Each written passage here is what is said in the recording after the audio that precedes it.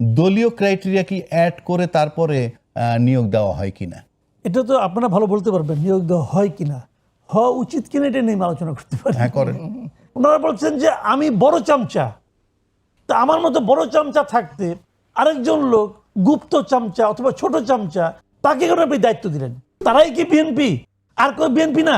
নিজেদের স্বার্থ রক্ষার জন্য দলকে এবং দলীয় প্রধানকে পর্যন্ত ঝুঁকির মুখে ফেলে দিতে বিন্দুমাত্র দ্বিধা করেন না।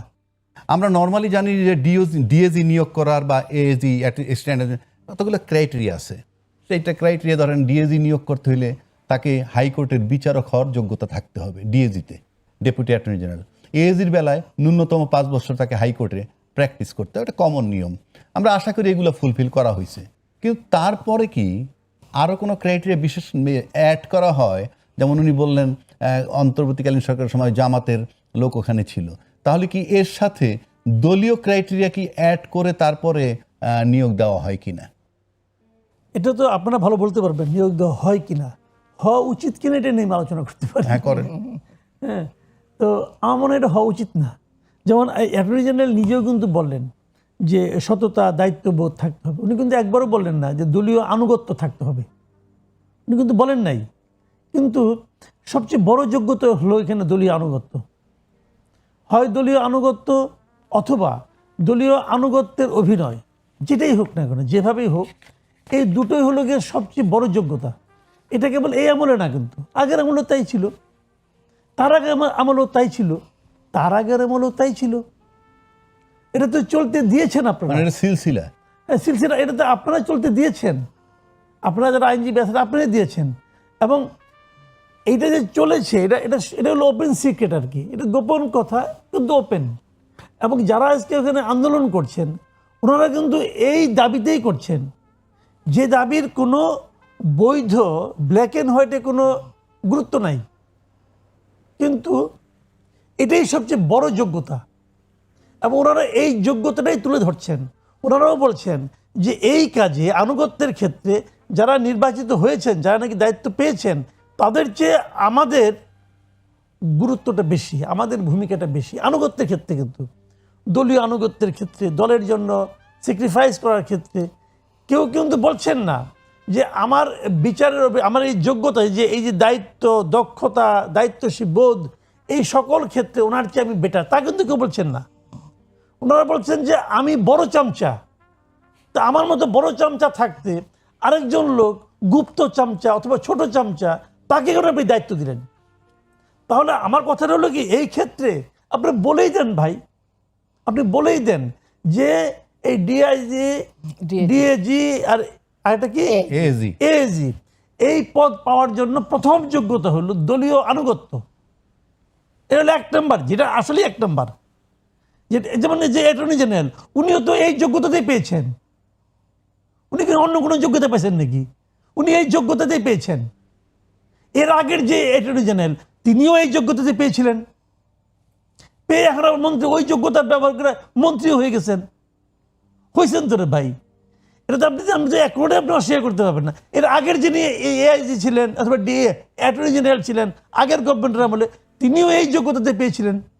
তার মানে আপনি যেটা বলতে চাচ্ছেন সেটা হলো আনুগত্য যার যত বেশি তার তত বেশি সামনে আগানো। আমি বলতে চাচ্ছি যত লোক দেখছেন মাথায় টুপি, পাঞ্জাবি, আজানু লম্বিত, এরা সবাই নাপাক।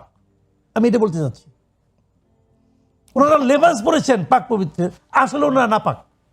এখানে আমি আপনার সাথে একটু যুক্ত করি কামরুল ইসলাম সজল। যে আমি দেখলাম একটা ইয়েতে যে বেশ কিছু আইনজীবী যারা এখানে এই যে প্রতিবেদনটা আমরা দেখলাম, তারা তার রুমে গেছে এবং তারা ক্লেম করছে যে আমরা ত্যাগী ছিলাম, আমরা জেল খাটছি, ইত্যাদি ইত্যাদি বইলে।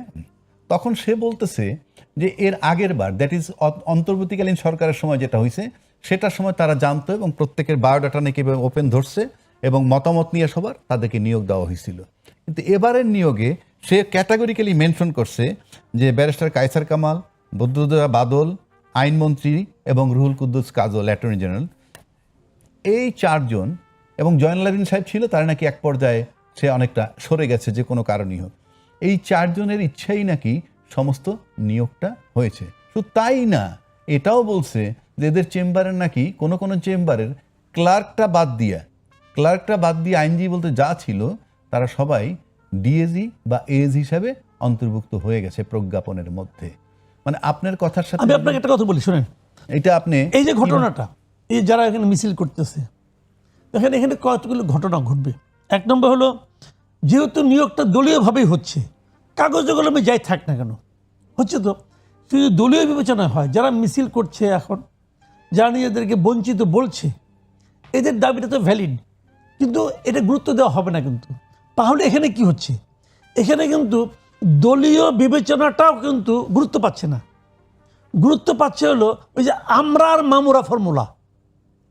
ঠিক আছে, আমি গুরুত্বপূর্ণ যে আপনি যে 4-5 জনের নাম বললেন, তাদের যারা গুরুত্বপূর্ণ, তাদের যারা ঘনিষ্ঠ, তারা পাচ্ছে।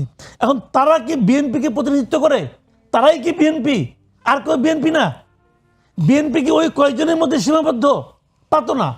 আলটিমেটলি দেখেন, এই যে এত কিছু, এত দলীয়করণ, এই যে মিছিল, এই যে স্লোগান, এই সবগুলি আলটিমেটলি যাচ্ছে কার বিরুদ্ধে?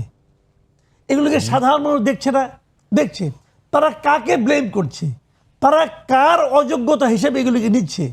সব কিন্তু যাচ্ছে প্রধানমন্ত্রীর উপর। তাহলে প্রধানমন্ত্রী কেন, উনি আগে যাদের দায়িত্ব দিয়েছেন, বড় দায়িত্ব, ধরেন আইনমন্ত্রী, অথবা ধরেন অ্যাটর্নি জেনারেল, অথবা ধরেন জাতীয়তাবাদী আইনজীবী ফোরাম যেটা আছে না, কি আছে আপনাদের একটা, আমি বলতে পারবো না, যারা নাকি অনেককে বাদ দিয়ে দেয়, তুমি ইলেকশন করতে পারবা না, আমরা ইলেকশন করব, ওইখানেও তো আমরা মামরা হয়েছে। তো এরা যারা আছে, যে লোক, উনি তো এদের উপর নির্ভর করেছেন। উনি তো এই যারা মিছিল করেছে এদেরকে চেনেন না, কিন্তু উনি এদের উপর নির্ভর করেছেন যে তোমরা দলীয়ভাবেই করো, কিন্তু যারা দলীয়ভাবে যাদের অবদানটা বেশি তাদেরকে করো, অথবা যারা যোগ্য তাদের। তুমি তো একটা কাজ করবা যে আমি যোগ্যদের করলাম, অথবা আমি দলীয়ভাবে যারা দলীয়ভাবে যোগ্য তাদের করলাম।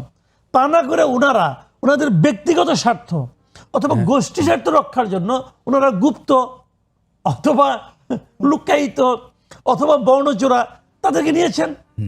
তো ওনারা কিসের উপর গুরুত্ব দিয়েছেন? ওনারাও কিন্তু ওই যে দলীয় যে আনুগত্য, ওনারা কিন্তু সেটাকেও মানেন নাই। উনি মানছেন যে কে কে আমার প্রতি অনুগত, সে যেই হোক না কেন, আমি মানে আমি বিএনপি। আপনি বলতে চাচ্ছেন যে দলীয় আনুগত্যের চেয়ে ব্যক্তির প্রতি লয়ালিটি কতটুকু আছে, এটা একটা গুরুত্ব পেয়েছে। একটা গুরুত্ব। এতে ঝুঁকির মুখে পড়লো কে? এতে ঝুঁকির মুখে পড়লো বিএনপি সরকার। এতে ঝুঁকির মুখে পড়লো বিএনপি সরকার প্রধান তারেক রহমান।